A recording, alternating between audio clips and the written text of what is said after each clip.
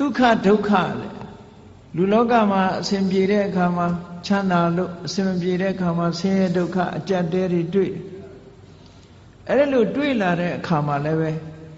ဆင်းရဲဒုက္ခတွေကြုံတဲ့အခါမှာ depression မဖြစ်ဖို့စိတ်ဓာတ်မကျဖို့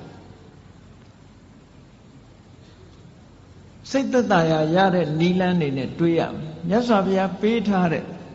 general point ကတော့ဘာတော့ဆိုလို့ရှိရင်ဘယ်အရာမှမမြဲဘူးတဲ့တခဏပဲဆိုတဲ့အတွေးလေးနဲ့သိခံပါဆင်းရဲတဲ့အတိုင်းအတာတစ်ခုကိုအဲ့ဒါနဲ့ခုခံကာကွယ်ထားသည့်အတွက်ကြောင့်ကိုယ်စိတ်ဓာတ်မှာ depression ဖြစ်တယ်ဆိုတာမရှိဘူးစိတ်ဓာတ်တွေနှိမ့်ကျသွားတာမျိုးမရှိဘူးတဲ့ခုခံနိုင်တယ်အေးချမ်းသာဒုက္ခနဲ့တွေ့လာလို့ရှိရင်လေလူတွေကဘဝင်မြင့်ပြီးအောက်ခြေလွတ်တတ်တယ်အဲ့ဒါလို့မဖြစ်ရအောင်လည်းပဲခုနကအေးချမ်းသာတယ်ဆိုတာလဲထာဝရမဟုတ်ဘူးတခဏမျှတာဖြစ်တယ်လို့မှန်ကန်တဲ့အတွေးလေးတွေနဲ့တွေးပြီးတဲ့အခါမှာကိုယ့်ရဲ့စိတ်ဓာတ်ရိမ့်ရိုင်မှုမရှိအောင်ကြန့်ခိုင်အောင်ကြိုးစားရမယ်ဒါကိုပြောတာကောင်းဆိုးလောကရန်ကြန့်ကြန့်ခံဘဝကိုလှလှပပတိဆောက်ခြင်းဟောဒီလောကရန်ခန္ဓာရေးရှိဖို့ကြိုးစားရမယ်ဒါနံပါတ်1နော်လောကရန်ခန္ဓာအောင်ကြိုးစားဘယ်ပုဂ္ဂိုလ်ပဲဖြစ်ဖြစ်လောကရန်ဆိုတာရှိတာကြည့်ပဲဆင်းရဲတဲ့ပုဂ္ဂိုလ်မှလည်းရှိတယ်ချမ်းသာတဲ့ပုဂ္ဂိုလ်မှလည်းရှိတယ်ဘယ်နိုင်ငံသားပဲဖြစ်ဖြစ်ဘာလူမျိုးပဲဖြစ်ဖြစ်ဘာဘာသာကိုယ်ွယ်ဒါတွေကတညီတယ်ပဲဘာဖြစ်လို့လောကဓမ္မလောကရဲ့သဘာဝလို့ပြောတာနော်ကဲရတယ်ချီးမွမ်းတယ်ဆိုတာချီးမွမ်းတဲ့လူကချီးမွမ်းတယ်ကဲရတဲ့လူကကဲရတယ်အလုံးသိကြလိမ့်မယ်လေတခါတော့ကအမေရိကန်သမ္မတအရင်သမ္မတအီရတ်သွားတဲ့အခါကျတော့သတင်းစာဆရာတယောက်ကဖဏနဲ့ထုတယ်မဟုတ်လားဘာပဲဖြစ်ဖြစ်တခုခုအစော်ကားဆိုတာနိုင်ငံကောင်းဆောင်သမ္မတဖြစ်နေစော်ကားခံရတာမျိုးရှိတာစိတ်ဓာတ်ရေးရမတုံလို့ဖို့ကသိအရေးကြီးတယ်ပေါ့ကိုယ်လည်းကိုယ်အတိုင်းတာနဲ့သူလည်းသူ့အတိုင်းတာလောကမှာနေတဲ့ပုဂ္ဂိုလ်တိုင်းဟာကြည့်စိတ်ဓာတ်ကြန့်ခိုင်ဖို့ကြိုးစားရအဲ့ဒီစိတ်ဓာတ်ကြန့်ခိုင်တယ်ဆိုတာသူကသူကြန့်ခိုင်လာမှာမဟုတ်ဘူးကိုယ်တိုင်ကြိုးစားဖို့လိုအပ်တယ်။ဘာဖြစ်လို့လဲဆိုရင်ခန္ဓာကိုယ်ကြီးကြန့်ခိုင်အောင်ဘာတွေလုပ်ကြလူတွေလမ်းလျှောက်ကြတယ်ကျမကြီးလေ့ကျင့်ကြတယ်ဟုတ်တယ်မဟုတ်လားကျမကြီးလေ့ကျင့်ကြတယ် physical exercise တွေလုပ်ကြတယ်အားကစားသမားတွေဆိုမမောနိုင်မပန်းနိုင်အားကစားလေ့ကျင့်မှုတွေပြုသို့သောလောကလူသားတွေမေ့နေတာလှုပ်ဖို့မေ့နေတာဘာတော့ဆိုရင် mental exercise ပဲစိတ်ကိုကြန့်ခိုင်အောင်ကြိုးစားမှုကြတော့အားပြော့နေကြတယ်အဲ့ဒါလို့အားပြော့နေကြသည့်အတွက်ကြောင့်တလောကလုံးတစ်ကမ္ဘာလုံးမှာရှိကြတဲ့လူသားတွေဟာလောကရန်နဲ့ကြုံလိုက်လို့ရှိရင်ရိမ့်ရိုင်ထွက်သွားတယ်စိတ်ဓာတ်ကြန့်ခိုင်မှုအတွက်ကလည်းပဲ physical exercise လုပ်တယ်လို့ mental exercise လုပ်ဖို့လိုအပ်တယ်ပေါ့အဲ့ဒါတရားကျင့်တယ်ဆိုတာအဲ့ဒါပြောတာနော်တရားကျင့်တယ်ဆိုတာအဲ့ဒါပြောတာ physical exercise လုပ်တယ်ဆိုလို့ရှိရင်လူတွေကလမ်းထွက်ရှောင်းရတယ်ကျန်းမာရေးလေ့ကျင့်ရတယ်အပြေးလေ့ကျင့်တယ်ခန္ဓာကိုယ်ကြန့်ခိုင်အောင်လုပ်တယ်ဒါဖြင့်စိတ်ဓာတ်ကြန့်ခိုင်အောင်ဘာလို့အောင်တရားထိုင်တယ်တို့စိတ်ဓာတ်လေ့ကျင့်ခန်းယူတယ်စိတ်တည်ငြိမ်အောင်ကြိုးစားတယ်ကိုယ်အိမ်မှာကိုယ်နေရင်ကနေပြီးတော့မှန်ကန်တဲ့အတွေးကလေးတွေတွေးတယ်ဆိုပါစို့လောဘစိတ်တွေများနေတယ်တွေ့တာစိတ်တွေများနေတယ်တဦးနဲ့တဦးခင်မင်ပြီးတော့သိတွေ့တာမှုတွေများနေလို့ရှင်တွေးလေအေးလူဆိုတာတနေ့ကျတော့ခွဲရအောင်ပါပဲဟောမခွဲခင်တို့ဘာတွေလုပ်မလဲတချို့ကအဲ့ဒါမျိုးကိုစဉ်းစားရမှာမစဉ်းစားကြဘူးပေါ့စိတ်ဓာတ်ကြန့်ခိုင်အောင်အဲ့ဒါတွေကလေ့ကျင့်ပေးရဆိုပါစို့နုပြိုးနေတဲ့အရွယ်ရှိတဲ့ပုဂ္ဂိုလ်တွေကစဉ်းစားရမှာပါဇရာဓမ္မောမိဇရံအနတ္တိတောငါမှအိုခြင်းသဘောရှိတယ်အိုတဲ့သဘာဝငါမှရှိနေတယ်အိုခြင်းတရားကိုငါမလွန်မြောက်နိုင်သေးဘူးလို့ဒီဟာစိတ်ဓာတ်ကြန့်ခိုင်အောင်လေ့ကျင့်မှုတစ်ခုပဲတချို့အဲ့ဒါတွေတွေးရင်စိတ်ပြည့်စရာကြီးလို့ထင်တယ်မဟုတ်ဘူးစိတ်ပြည့်စရာတွေးတာမဟုတ်ဘူးသဘာဝအမှန်ကိုသိအောင်ကြိုးစားစိတ်ဓာတ်ဆိုတာသဘာဝအမှန်ကိုသိမှဒီထက်တယ် ရင့်ကျက်လာဗျာဒိဓမ္မောမိဗျာဒိနာတိတောအေးငါခန္ဓာကိုယ်ကြီးဟာနာရတဲ့သဘောရှိတယ်နာခြင်းတရားကိုငါမလွန်မြောက်နိုင်သေးဘူးတွေးပါဆင်ញင်စဉ်းစားပေးပါလေ့ကျင့်ပေးပါစိတ်ကိုဒါနဲ့လေ့ကျင့်ပေးအာယုန်နဲ့စိတ်ကိုလေ့ကျင့်ကောင်းတဲ့အာယုန်နဲ့စိတ်ကိုလေ့ကျင့်တာခေါ်တယ်မရဏဓမ္မောမိမရဏနာတိတောလူတိုင်းဟာသိခြင်းသဘောရှိတယ်ငါလည်းပဲသိခြင်းသဘောရှိတယ်သိခြင်းတရားကိုငါမလွန်မြောက်နိုင်ဘူးလေ့ကျင့်ပေးပါလေ့ကျင့်ပေးသည့်အတွက်ကြောင့်ဟောတန်ရောစဉ်တွေယောပါလာအတွေ့အတာတွေယောပါလာလူတွေကထင်တယ်အတွေ့အတာယောပါသွားလို့ရှိရင်တဦးနဲ့တူကွဲသွားလိမ့်မယ်လို့ထင်တယ်မဟုတ်ဘူးတန်ရောစဉ်နဲ့တွေ့တာဟာမေတ္တာနဲ့တွေ့တာနဲ့မတူတဦးနဲ့တူမေတ္တာနဲ့ကုညီဆောင်းလျှောက်တာကမှပိုးခိုင်တာတန်ရောစဉ်ကမခိုင်ဘူး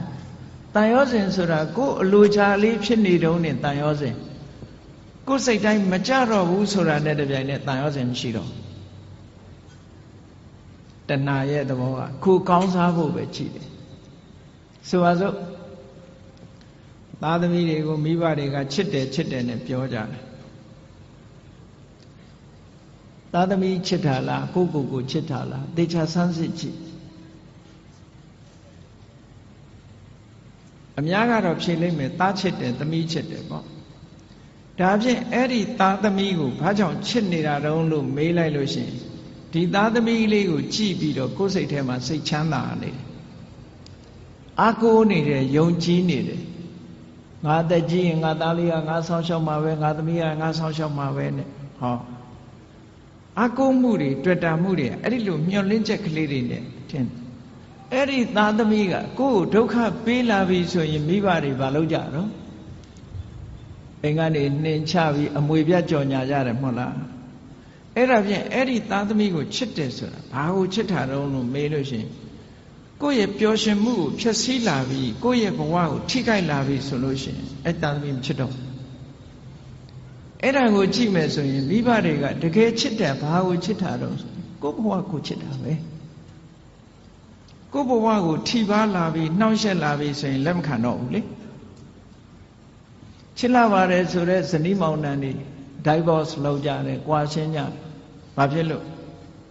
ပြောကြတဲ့အခါမှာစိတ်သဘောထားချင်းမတိုက်ဆိုင်လို့ဆိုလိုတာကသူ့စီကကိုပျော်ရွှင်မှုမရဘူးကိုယ့်စီကသူပျော်ရွှင်မှုမရဘူးကိုယ့်ရဲ့ပျော်ရွှင်မှုတွေဆုံးရှုံးကြတယ်အဲ့ဒီဆုံးရှုံးတာကိုမကြိုက်တာပဲအမှားတကယ်အနိတ္တရာကိုလိုက်ရှာကြည့်လို့ရှိရင်မြတ်စွာဘုရားကဒါကြောင့်မို့ဟောတာအတ္တသမံပေမနတ္ထိကိုကိုချစ်တာလောက်တခြားကိုကိုအချစ်နဲ့တူတဲ့အချစ်ဆိုတာမရှိဘူးလို့ဒီလိုပြောတာဒါတကယ်ကိုအစစ်အမှန်ကိုဟောဒါကြောင့်မို့လို့မေတ္တာဆိုတာကတော့အဲ့ဒါမျိုးမဟုတ်ဘူးတဏှာကရယူလို့တယ်ခံစားလို့တယ်ဒါတဏှာချစ်မေတ္တာချစ်ဆိုတာကအဲ့ဒါမျိုးမဟုတ်ဘူးသူများအတွက်ပေးဆက်ခြင်းမေတ္တာချစ်ကသူများအတွက်ပေးဆက်တယ်တဏှာကကိုယ့်အတွက်မေတ္တာကသူ့အတွက်လှုပ်တာကပို့ပြီးတော့ခိုင်မြဲတယ်တဲ့ဘာဖြစ်လို့လို့ဆိုစဉ်းစားရတယ်သူ့အတွက်စဉ်းစားတာကိုယ့်အတွက်မစဉ်းစားဘူးဟိုတစ်ဖက်ကလည်းမေတ္တာနဲ့ဆိုရင်သူ့အတွက်စဉ်းစားတယ်ကိုယ့်အတွက်မစဉ်းစားဘူးအဲ့ဒီတော့သူ့အတွက်ဆင်ပြေးနေလို့ရှိရင်ဟောမကွဲမကွာဖြစ်တာပေါ့ဟိုလူကလည်းငါအတွက်စဉ်းစားတယ်ဟိုလူကလည်းငါအတွက်စဉ်းစားတယ်နှစ်ဦးကိုယ့်အတွက်ကြီးပဲစဉ်းစားတယ်လိုဘဖြစ်နေတဲ့အချိန်မှာတော့ကိုယ့်အတွက်ဖြစ်နေရင်ခြေနှက်တယ်ကိုယ့်အတွက်မဖြစ်တာနဲ့တပြိုင်တည်းခွဲကြရောအဲ့တော့မေတ္တာချစ်နဲ့တဏှာချစ်တခြားနည်းနဲ့ပြောမယ်ဆိုလို့ရှိရင်မေတ္တာချစ်ကအေးမြပြီးတော့တဏှာချစ်ကပူလောင်နေတဏှာရဲ့နောက်ွယ်မှာဘာတွေလာတော့ဆိုတောကဆိုတာရောက်လာစိုးရိမ်တာတွေပူဆွေးတာတွေဒါတွေဖြစ်လာမေတ္တာရဲ့နောက်ကမှာဒါတွေလုံးဝမရှိဘူးအေးချမ်းတယ်တည်ငြိမ်တယ်ဆိုတာတွေဖြစ်တယ်ဒါကြောင့်မို့မေတ္တာနှလုံးသားနဲ့ချစ်နိုင်အောင်ကြိုးစားအဲ့ဒါပို့ပြီးတော့ခိုင်မြဲတယ်စိတ်ဓာတ်ကြံ့ခိုင်မှုနဲ့ပတ်သက်ပြီးတော့ဒါကိုမြတ်စွာဘုရားကလောကရန်နဲ့ကျုံလာပြီဆိုလို့ရှိရင်ကြံ့ကြံ့ခံနိုင်အောင်လေ့ကျင့်ရစိတ်ဓာတ်ကိုလေ့ကျင့်ပေးရမယ် လေ့ကျင့်တယ်ဆိုတဲ့နေရာမှာဘာနဲ့လေ့ကျင့်သမထကျင့်စဉ်တစ်ခုကိုကျင့်တာလဲဒါလေ့ကျင့်တာပဲဝိပဿနာကျင့်စဉ်တစ်ခုကိုကျင့်တာလဲလေ့ကျင့်တာပဲအဓိကကတော့ wise attention လို့ဆိုတယ်မှန်မှန်ကန်ကန်စဉ်းစားတတ်မှုပါယောနိသောမနတိကာရလို့ခေါ်တယ်မှန်မှန်ကန်ကန်စဉ်းစားတယ်ဆိုတာဘာတော့ဆိုရင်အဆိုးဘက်ကမကြည့်ဘူးကောင်းဘက်ကကြည့်အကုသိုလ်ဖြစ်အောင်မကြည့်ဘူးကုသိုလ်ဖြစ်အောင်ကြည့်တယ်အကောင်းဘက်ကတွေးတယ်အရာရာမှာအကုန်လုံးအကောင်းဘက်ကတွေးရမှာလားလို့ဆိုဒီလိုတော့မဟုတ်ပါဘူးမှန်ကန်တဲ့ဘက်ကအကောင်းဘက်ကစဉ်းစားနိုင်တတ်ရမယ်အဆိုးဘက်ကကြည့်လို့ရှိရင်အဆိုးဆိုတာအပြစ်ကိုကြည့်တဲ့အခါမှာအရာရာမှာအမှန်ကိုကြည့်ဖို့လိုအပ်တယ်ပေါ့ဆိုပါစို့လူတယောက်ပေါ်မှာကိုယ်ကဒေါသဖြစ်တယ်ဒေါသဖြစ်တယ်ဆိုတာ तू ဘာအတွေးနဲ့ तू ဒေါသဖြစ်တယ်လဲလို့ဆိုရင်အေးဒီကောင်ကငါ့ကိုစော်ကားတယ်တက်စော်ကားတာပဲဆိုတဲ့အဲ့ဒီအတွေးတွေနဲ့တွေးလိုက်မယ်ဆိုလို့ရှိရင်ဒေါသဖြစ်လာမှာအဲ့ဒီအတွေးမဟုတ်ဘဲနဲ့ပြောင်းပြီးတော့တွေးလိုက်တယ်အေး तू ဆဲတာ तू ဆိုးတာငါကပ်ပါတာမဟုတ်ဘူးငါနဲ့မဆိုင်ဘူး तू ဆိုး तू ခံလိုက်မယ်ငါမပတ်သက်ဘူးလို့ဆိုရင်သူ့ပုံမှာဒေါသမထွက်ပြန်ဘူးအတွေးလေးဟာဒီနားလေးတင်ပဲကပ်ပြီးတော့ခွင့်လွတ်တတ်တဲ့အတွေးဆိုတာလည်းရှိလူတွေကကိုကြတော့ခွင့်လွတ်တယ်သူများကြတော့ခွင့်မလွတ်ဘူးဆိုတာလောကမှာထင်ရှားတယ်နော်ကိုကြောင့်ဖြစ်လို့ရှိရင်မတော်တဆလို့ပြောတယ်သူများကြောင့်ဖြစ်လို့ရှိရင်နမောနမဲ့လို့ပြောတယ်တကယ်ကိုအဲ့ဒါလို့ဖြစ်တယ်နော်သူများကြောင့်တစုံတစ်ခုဖြစ်သွားရင်ဟာဒီလူကနမောနမဲ့နေလို့ဖြစ်တယ်ကိုကြောင့်ဖြစ်ရင်တော့မတော်တဆသူများကြောင့်လည်းမတော်တဆလို့တွေးလိုက်ရင်ဒေါသမဖြစ်တော့ဘူးအဲ့ဒါမတော်တဆဖြစ်ရှာတာပဲနော်ဒါစိတ်ဓာတ်ရဲ့အကြံခံမှုတွေပဲကိုယ်ကိုလေ့ကျင့်ပေးရမှာအောင်ပြောတာသူများပေါ်မှာအပြစ်နေမြင်နေသည်တည်းများကာလပတ်လို့မေတ္တာဆိုတာသက်ဝင်နိုင်ဖို့မဖြစ်ဘူးတဲ့ဘယ်ရာပဲဖြစ်ဖြစ်အစဉ်ပြေအောင်စဉ်းစားတတ်ဖို့လိုတယ်ပေါ့အကောင်းဘက်ကကြည်တာတွေဟာစိတ်ဆင်းရဲမှုကိုကာကွယ်ပေးနိုင်တာတော့သိကြတယ်ပုံမြင်လေးတစ်ခုရှိတယ်မြေထားမောင်းတဲ့မြေထားမောင်းသမားတယောက် engine driver မြေထား driver တယောက်ဘယ်တော့ဖြစ်ဖြစ်သူကအကောင်းဘက်ကကြီးပဲပြောတယ်အဆိုးဘက်ကဘယ်တော့မှမကြည့်ဘူးကောင်းဘက်ကကြီးပဲပြောလို့ရှိတယ်ဒီနေ့ကျတော့ဘာဖြစ်တုံဆိုမတော်တဆသူ accident ဖြစ်တယ်ဆေးရုံတင်လိုက်ရဆေးရုံတင်လိုက်ရတော့ခြေထောက်တစ်ဖက်ဟာမြေထားကျိတ်ပြီးတော့အင်မတန်အခြေအနေဆိုတော့ခြေထောက်တစ်ဖက်ဖြတ်ရမယ်ကိန်းရောက်သွားအဲ့ဒီမှာသူ့မိတ်ဆွေတွေက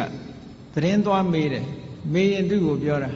မင်းဘယ်တော့မှဆိုအကောင်းဘက်ကကြီးပဲပြောတယ်အကောင်းကြီးပဲမြင်တယ်မင်းဒီတစ်ခါမင်းကိုမင်းဖြစ်တဲ့အခါအကောင်းမြင်နိုင်အောင်မလားပေါ့အကောင်းမြင်နိုင်အောင်မလားမင်းကိုယ်တိုင်ခြေထောက်တစ်ဖက်ဖြတ်ရတော့မင်းဘယ်လိုလုပ်အကောင်းမြင်မလို့ဆိုတော့အဲ့ဒီလူကပြုံးပြီးတော့ဘာပြောတော့ဆိုလို့ရှိရင်တငယ်ချင်းတို့တဲ့ငါဒီကနေ့ကစပြီးတော့ခြေထောက်ဒီဖနက်ဟာတစ်ဖက်ဖိုးသက်သာသွားပြီငါဖနက်ဟာနှစ်ခုမဝယ်ရတော့ဘူးတစ်ခုပဲဝယ်ရတော့အကောင်းဘက်ကနေကြည့်ပြောတာနော်ဖနက်တရံထဲမှာတစ်ဖက်စာပဲငါဝယ်ရတော့မယ်ဆိုတစ်ဖက်ဖိုးငါသက်သာသွားပြီလို့ပြောတာခြေထောက်ဖြတ်ရလို့ဖြစ်ရလေခြင်းဆိုတဲ့အတွေးကိုမတွေးဘူးအေးဖနက်တစ်ဖက်ဖိုးသက်သာသွားပြီအကောင်းဘက်ကမြင်တာတချို့နေရာမှာ wise attention ဆိုတာအဲ့ဒါမျိုးကိုပြောတာတစုံတစ်ခုဖြစ်လာလို့ရှိရင်စိတ်ဆင်းရဲနေမဲ့အစားအကောင်းဘက်ကလှည့်တွေးပြီးတော့လှုပ်တင်လှုပ်ထိုက်တာလှုပ်အောင်ဒါပြောတာနော်လှုပ်တင်လှုပ်ထိုက်တာစိတ်ပူပန်တာနဲ့လှုပ်တင်လှုပ်ထိုက်တာဆိုတာနဲ့တခြားစီတချို့ကမကောင်းတာဖြစ်ပြီဆိုလို့ရှိရင်စိတ်ထဲကပူပန်ပြီးတော့ဘာလို့မှမသိညာလို့မှမသိစိတ်တွေဆင်းရဲပြီးတော့အဲ့ဒါလိုနေတယ်အဲ့ဒါလိုမဟုတ်ဒါအဖြေမဟုတ်ဘူး အဖြစ်မဟုတ်ဘူးစိတ်ပူပန်နေမဲ့အစားပူပန်မှုကိုလျှော့ချပြီးတော့ဘာလို့သင့်တယ်ဆိုတာကိုစဉ်းစားဖို့ပဲလိုအပ်တယ်ဟောတာစိတ်ရဲ့စွမ်းရည်တွေကိုဒီလိုလေ့ကျင့်ပြရမယ်လို့ပြောတယ်